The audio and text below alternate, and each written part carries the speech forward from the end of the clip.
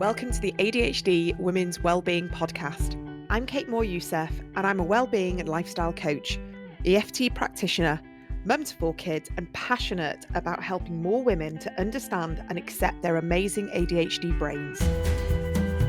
After speaking to many women just like me, and probably you, I know there is a need for more health and lifestyle support for women newly diagnosed with ADHD. In these conversations, you'll learn from insightful guests, hear new findings, and discover powerful perspectives and lifestyle tools to enable you to live your most fulfilled, calm, and purposeful life wherever you are on your ADHD journey. Here's today's episode.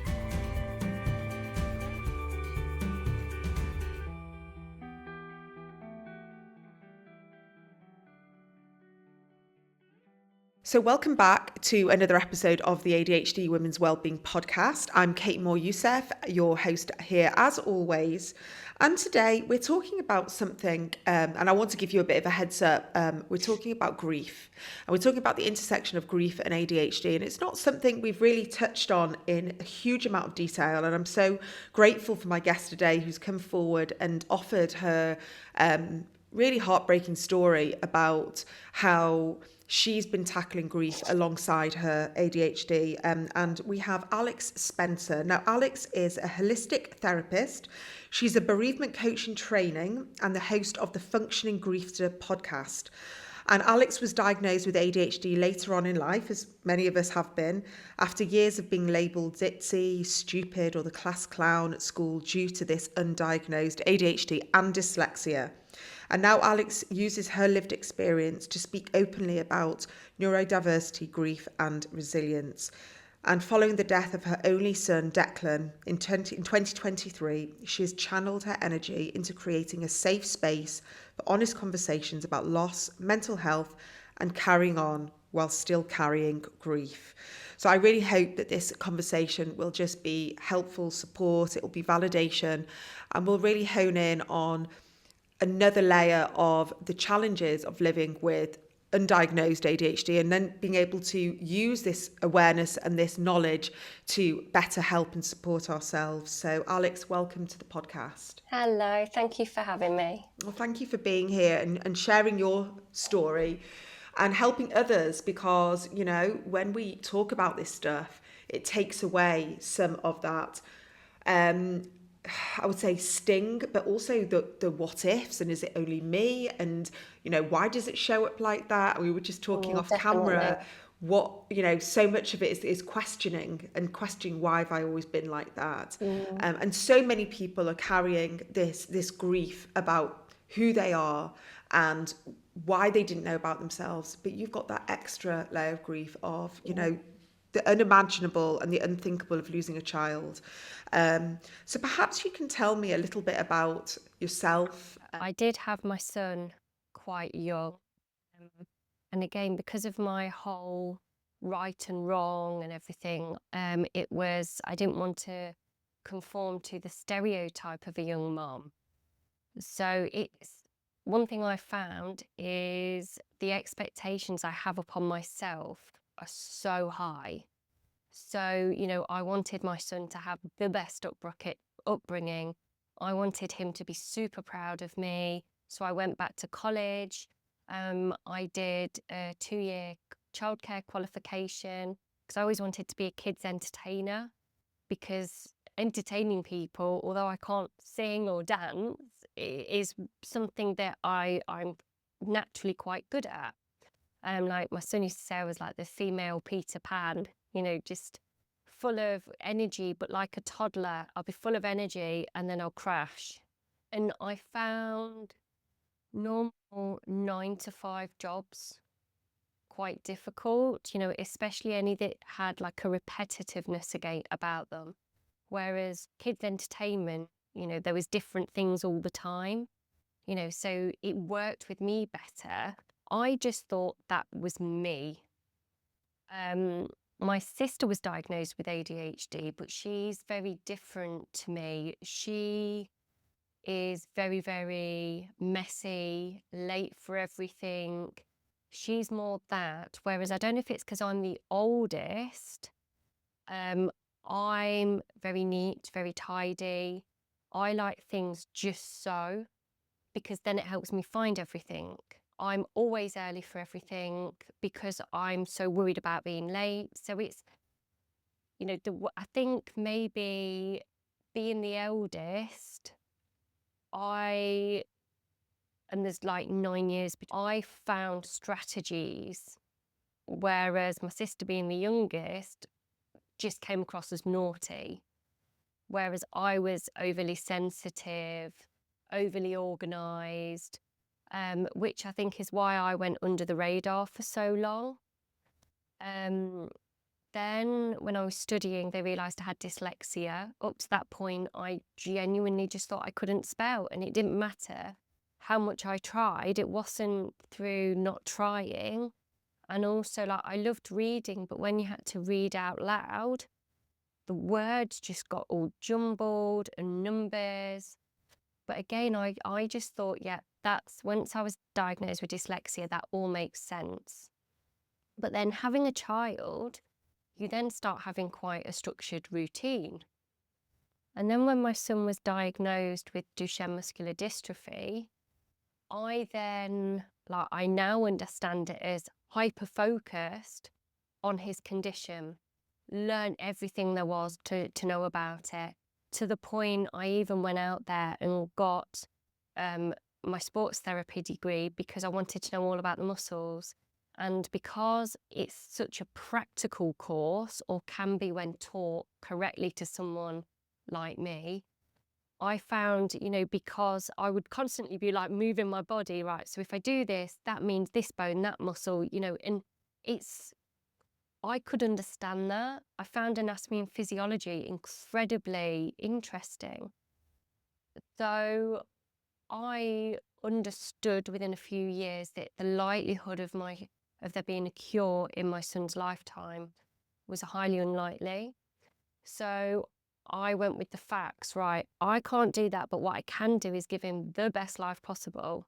So along with all my knowledge of how the muscles worked and everything, I was always organising, like, he met famous people, we went to beautiful places,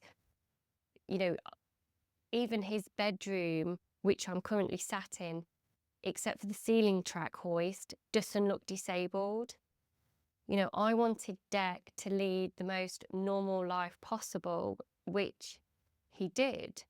But having a child and then a child with a disability, and he was on the autistic spectrum, routine was a biggie.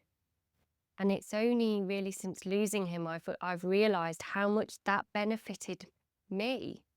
I thought I was doing it for him, but it benefited me. And when I was diagnosed with ADHD, only Declan knew.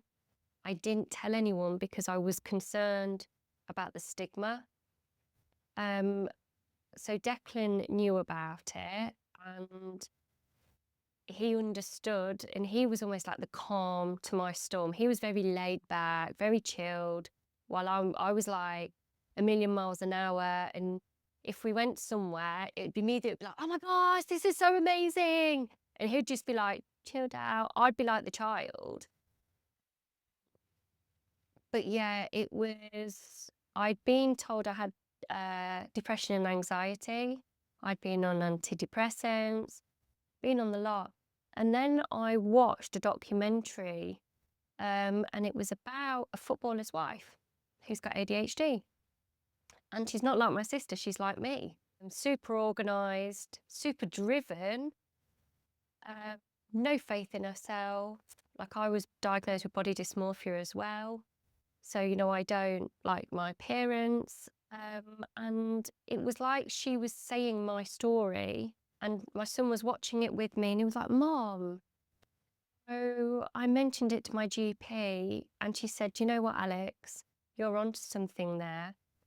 We're having an influx of people thinking they've got ADHD at the minute, and I don't listen most of the time. She says, but we've tried medication for depression, anxiety, and it doesn't work. And I think you're onto something, and I will refer you.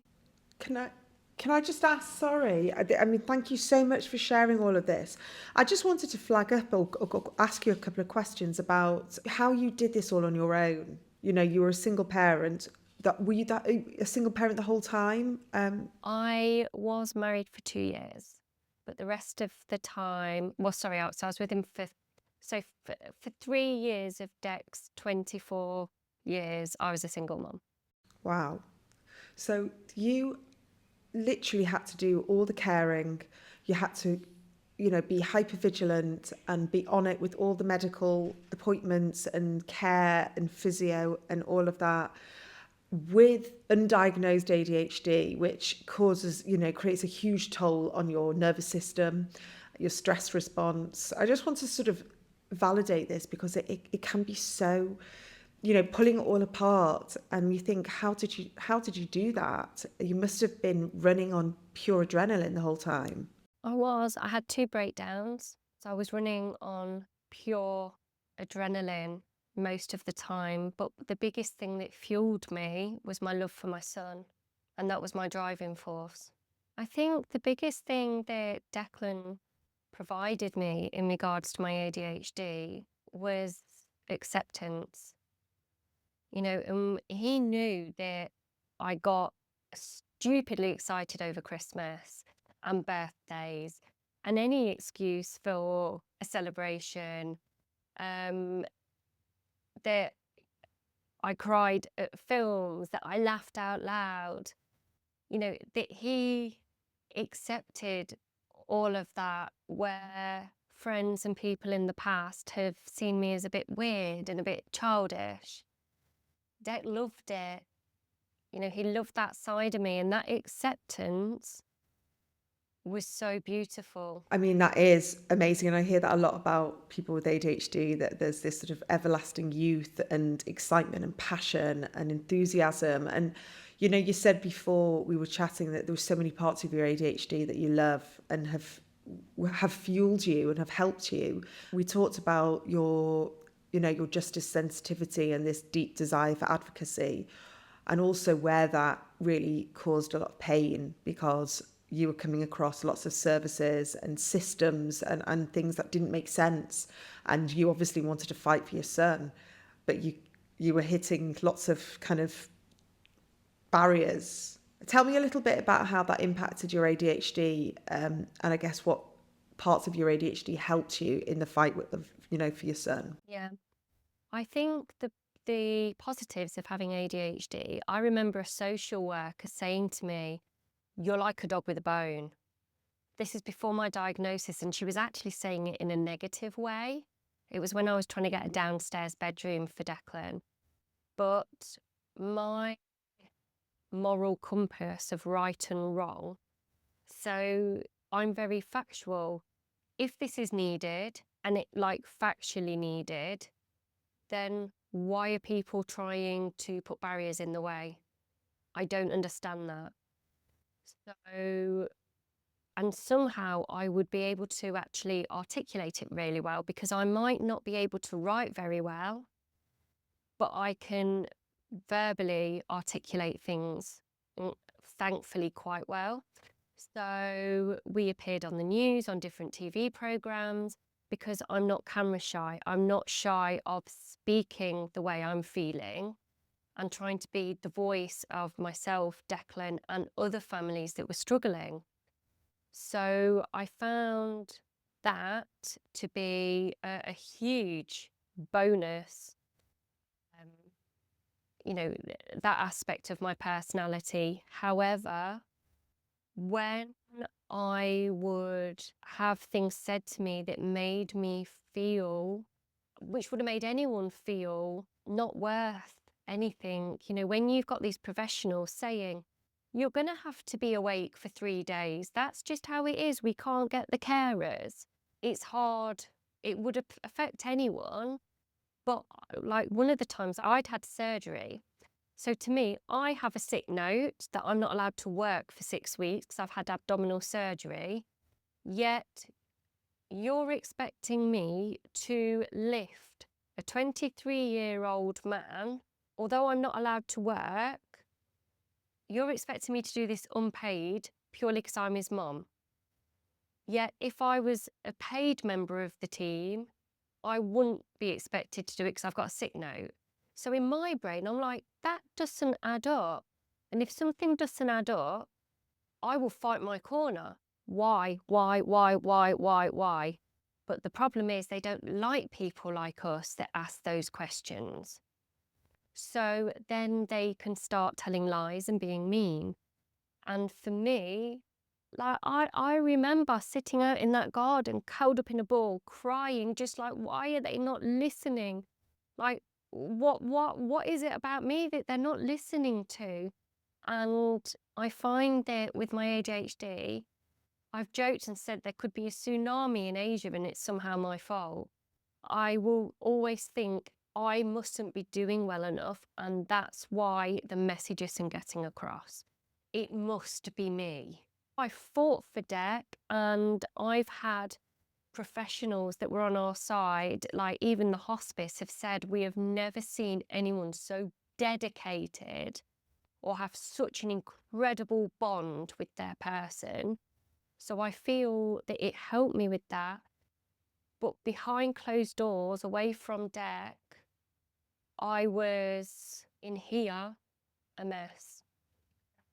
I mean, it sounds like you were thinking that, whatever you do isn't good enough, or, no matter how hard you try. And, you know, that deep innate sense of wanting to advocate for what we feel so deeply for, whether it's, our children, it's changing a policy, politics, like whatever that is, it really runs so deep through our veins. And that is why you see so many neurodivergent change makers and people who are out there being the people that are saying the things that most people don't want to say, and having to, stick their head above the parapet and really, make ruffle feathers. But you must have been exhausted yourself, I like. was, and it's a very bittersweet thing now because I've slept more now and have in many ways more energy than I used to when Dec was here. And I hate that fact. I hate the fact that in many ways he got the worst of me because I was so exhausted, because I was so frustrated, especially in the last 6 months of his life. I was documenting it for the BBC, and I was a broken woman. I was so sleep deprived. And now that I have a more normal sleep pattern because I'm not caring overnight, although obviously having grief and trauma, I do go through phases. I now understand that, with my ADHD, I need 9 hours sleep as I really struggle to mentally function. So looking back now, I don't even know how I did it.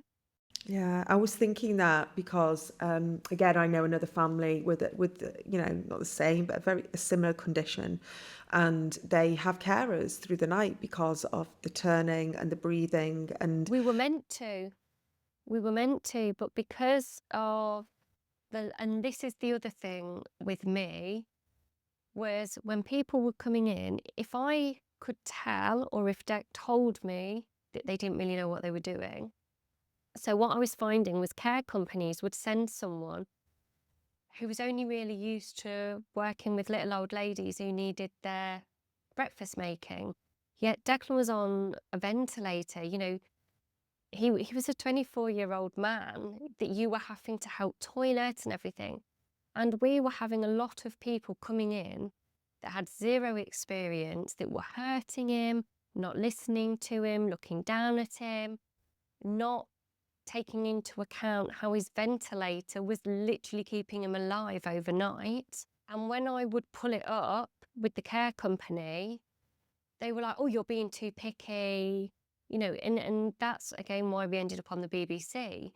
But it was again just that I know that there's other families that might occasionally turn a blind eye because it makes their life easier in having carers that might be below par, but at least they're not having to do it. Whereas with me, I wasn't having someone belittling my son in his own home.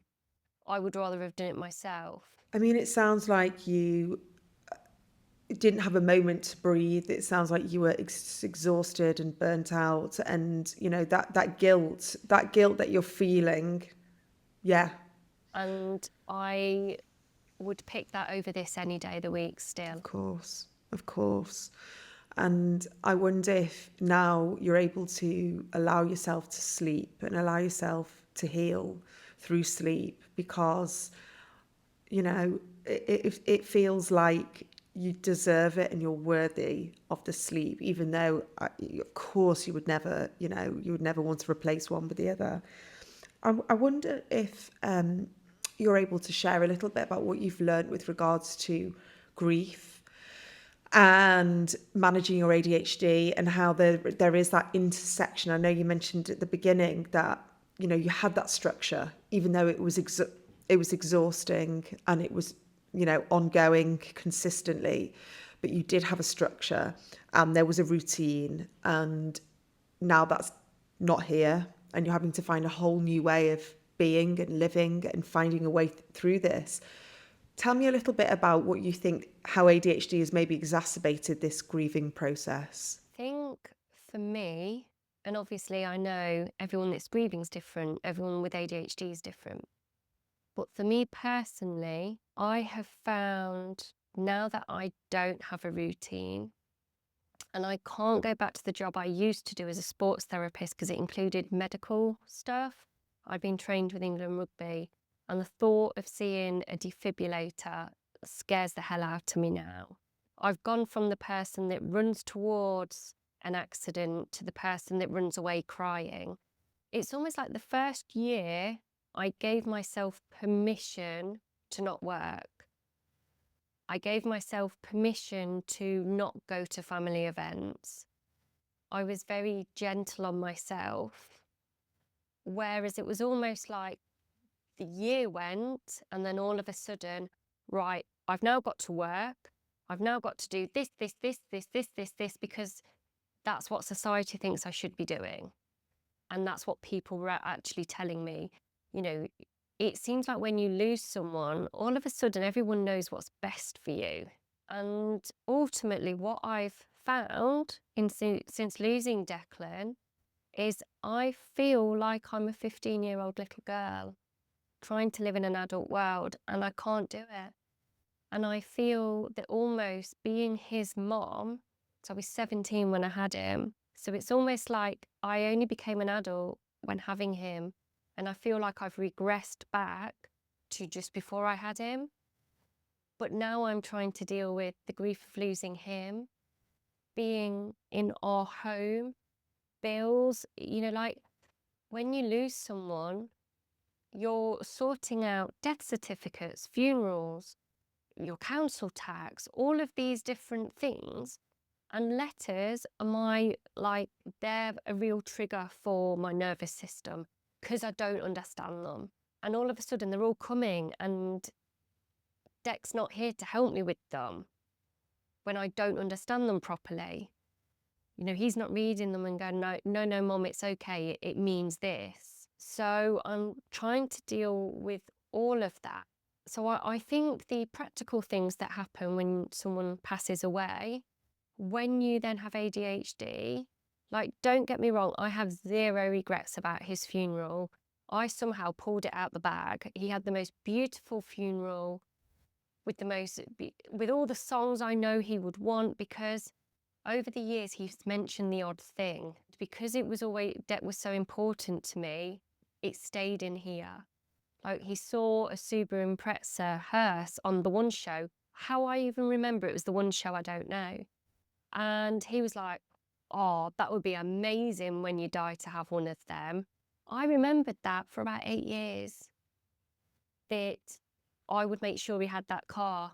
His funeral and everything, believe it or not, 3 days after his burial, I got the Eurostar and went to the Eiffel Tower for his birthday.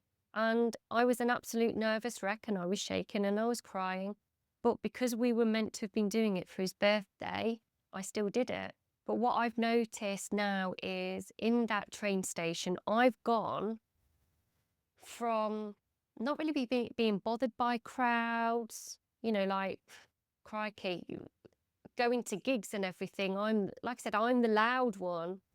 Yet now, train stations, airports, supermarkets, stimulation overload, I hate them. I almost feel like DEC was my ADHD medication. So not only have I lost my ADHD medication, I've lost my person as well. So combining the two is just a massive scramble. And also, with your age, not to, diminish anything that you've just said, but, this is where our hormones, which have been our scaffolding, many of us get through the toughest of times and think, how did we get through that? Because we've got sort of a relatively balanced hormonal system. And then, come early 40s and the perimenopause strips away that last bit of scaffolding that we had, the literal, the bare bones of the scaffolding. And I just hope, for you that you're able to acknowledge the bravery and the courage and the strength and the resilience and the grit and the passion and the unbelievable dedication that you had for your son. Gently, very slowly and very gently, find these little tiny ways to help yourself get through the days, the weeks, because, there are ways to find these chapters, and they may not be the same as, before. But it's holding on to those glimmers that you said before about what your ADHD brings to your life, and not having any shame around being the person that is loud or youthful or wants to have fun or wants to be silly, and allow yourself to almost lean into that without any guilt, Oh, definitely. Because I know people have said, do you feel guilty if you laugh? And I'm like, absolutely not. My brain isn't wired that way. I know that was Dec's favourite side of me. I feel guilty when I'm crying. I feel guilty when Dec, because I do believe in the afterlife, and I feel guilty that he has to see me in so much pain. I went to this spiritual event because I'm so trying to keep hold of him. And I did feel closer to him, and we were all dancing at the end of the night, these stupid dances. And I'm there like flipping, I can't dance, but oh my gosh, was I going for it? And it was because I kind of felt like Dec was with me in that moment. And I know he would have just been there, just like so embarrassed and proud of you at the same time. So I know that my podcast, everything I've done on social media to raise awareness of his condition, of parents that are grieving, the fact sounds ridiculous saying this, I'm openly now an ADHD sufferer, whatever you want to call it. I'm not hiding that anymore. That he'd be so, so proud of me, and I'm okay with all of that. It's when I'm crying uncontrollably, which does happen at some point every day, and I can't see a future for me in this world, because I suppose it's going back to the question you asked. I think in doing my podcast, I've met a lot of parents that have lost children, and they struggle to find their purpose, their place in the world. So I've got that. So I've got the fact that who am I now? I'm not Dec's mom, and I'm 43. I'm 44 next month. But then you've got the fact that before I was a mom, I didn't feel I fitted into the world because of having ADHD, although I didn't know it at the time, because we don't live in a world that is easy for ADHD people. So then when you combine the two, it really is like, how is there a place for me in this world as a grieving mother with ADHD? Well, I want to say to you, there is a place, and what you're doing, may just be something that you do now as part of your healing process. And as things start to feel slightly different, easier in different ways, that purpose, will come. But I think maybe your purpose right now is your own healing and looking after yourself and dedicating this time to you, and you've been such an incredible advocate for so many people that maybe your purpose right now is doing the things that, can get you through that day, that get you through that week. And I know, you're doing this podcast, which may be very cathartic in lots of ways, but may also be quite triggering for you in other ways. And that might be difficult. And then I know you're also training to be a bereavement So coach. I'm fully qualified now. So it's a holistic grief and trauma coach. So I did it mainly to be able to help myself, using somatic breathing and different things to be able to help me. And also in doing it, I've learned so much about the nervous system. And then I've learned how ADHD affects the nervous system. So kind of combining the two, is really I would like to actually specialize in being a holistic grief coach for those with ADHD and autism, because I know firsthand how our brains work differently. The thing with me is, and I don't know if this is ADHD, grief, or just me, but my self-worth is incredibly low, and always has been. I get more joy out of helping others. So it's almost like, for me, to be able to help other people is more important than I am, if that makes sense. What you're saying is relatable to some people with ADHD, of not having understanding, of not the low self-esteem from maybe from a friendship perspective. Really, because I'm not aware of that. Because I suppose, I was diagnosed, kept it to myself, and then Dex passed away. I've never really had that kind of discussion with someone as to what else can ADHD make you feel like.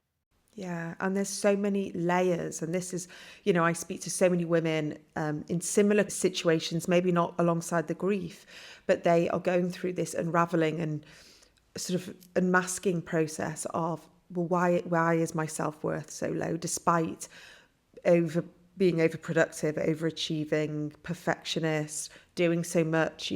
There's a common denominator with so many highly ambitious, high achieving women who have got degrees and various careers and want to help and serve and do so much, but for themselves they don't think they're worthy of the rest, the compassion, the offering themselves that same love that they're offering so why other is people. that? Why is that a thing for us? Because it's very much it's multi-layered, so everyone's very different. But I do believe there is it's a trauma of not quite understanding ourselves and having to do things differently to fit in, like you say about the friendships, and really overcompensating to live in this world. And then you've got the different layers of maybe dysfunction, maybe addiction, maybe grief, maybe other mental health problems, maybe addiction. And we've never had an explanation, so we've always blamed ourselves. And if we just do things differently, we just try harder, if we just be different, then something will change. And then when we get this revelation about ADHD, and that there is this process of grief of all that could have been, all that I could have known, or how I could have spoken to myself, or how things could have been different, it can feel very, very heavy. And you are going through a double whammy of devastation. And the fact that you have this acknowledgement and this awareness that you want to help people, and that's not a bad thing. So many people I speak to with ADHD or neurodivergent are in this service industry. They're in the therapeutic industry. They want to help it, want to advocate. We're writers, we're podcasters, we're change makers. We want things to be different for other people. We care very much. We use ourselves as the platform to instigate change. But what I always say to people is that do all of that, that's amazing, but practice such strict self-care, boundaries, come back to yourself with self-compassion, really allow yourself to rest and decompress and breathe. And it's amazing that you've got these tools, the tools, the somatic tools, the breathing, but allow yourself, don't just learn about that for other people, really embody that for yourself and make yourself be the person that does it first. And then you teach others from what you've learned. So various sections of the day are hard, but mornings have been the hardest. That waking up to the Groundhog Day and the acknowledgement, yes, he's still not here. And I was waking up, panic attack, shaking, just like, I can't do this. But I would have 2 dogs downstairs waiting for me to let them out. And I was at my friend's house this one day and she had a jigsaw out, and me just blurting stuff out as I do. I was like, all right, old lady, and she was like, no, come and have a look. I was like, that was going to bore me.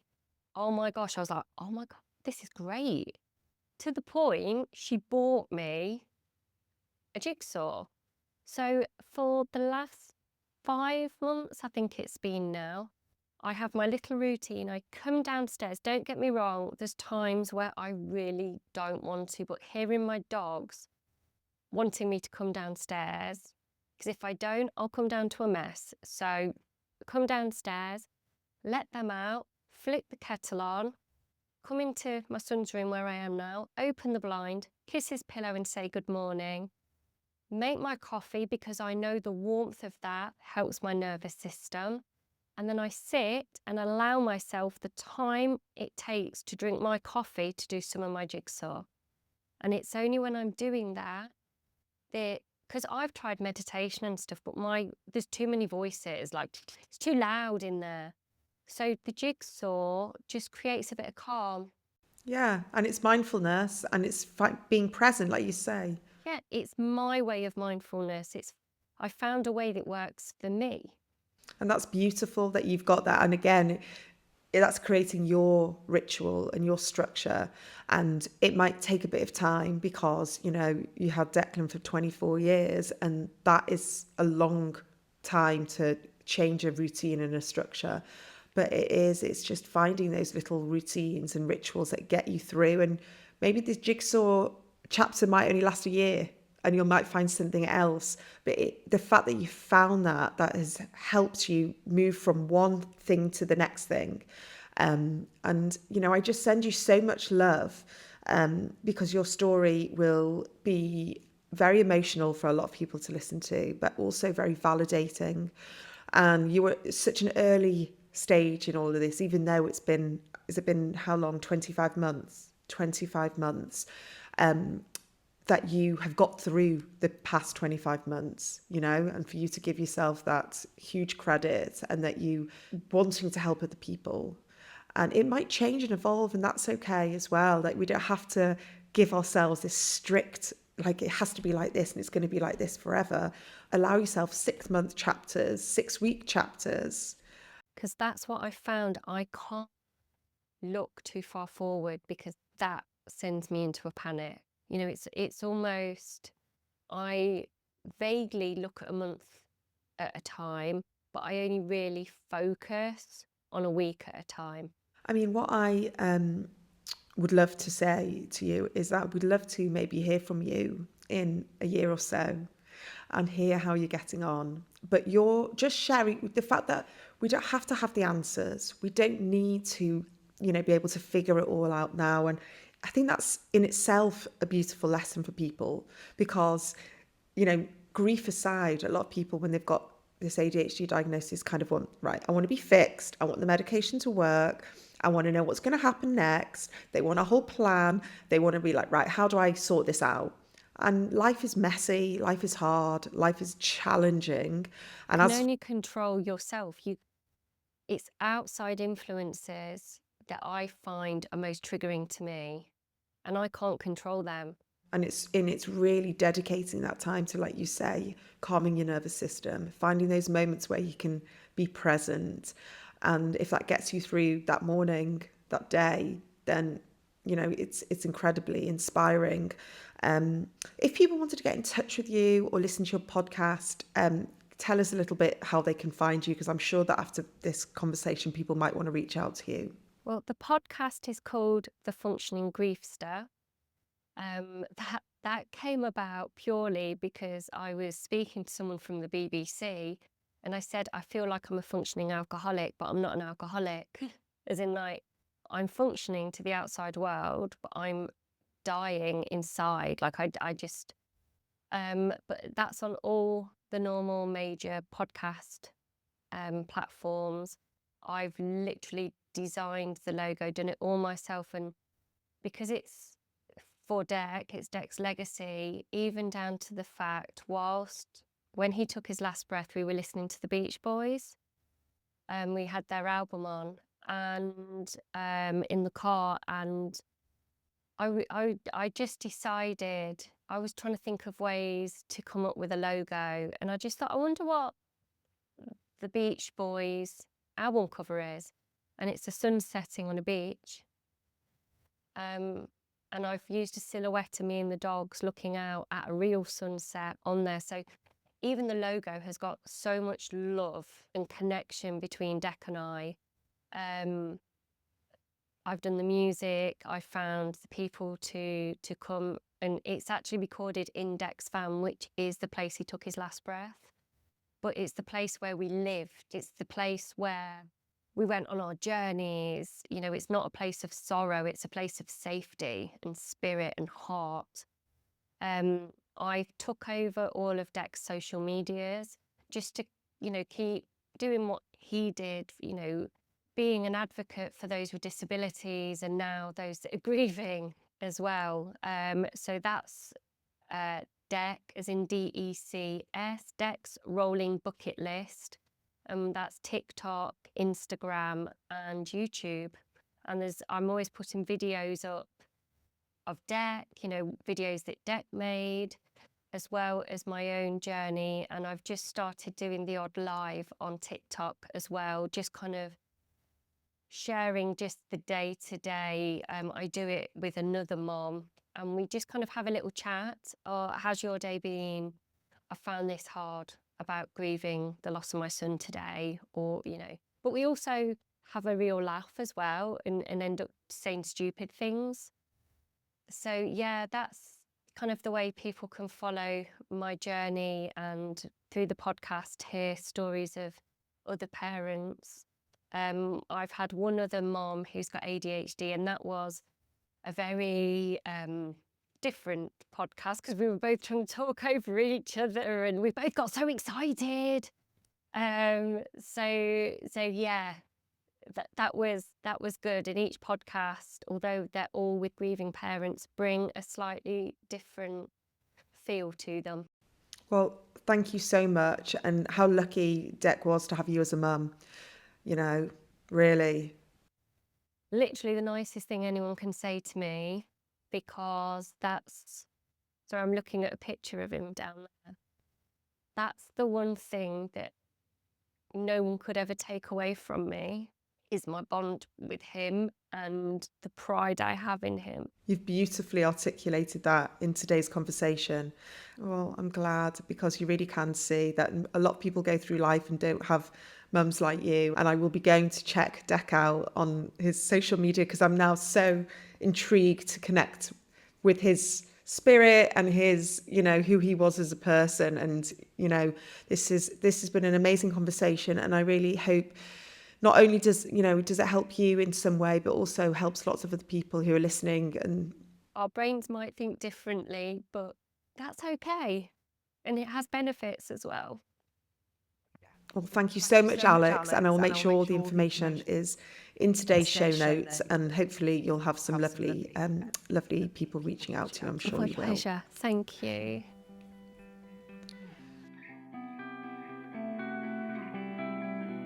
Thank you for being here and listening to today's episode. I just want to remind you that if you are looking for more support on your ADHD journey, there are so many resources waiting for you over at adhdwomenswellbeing.co.uk.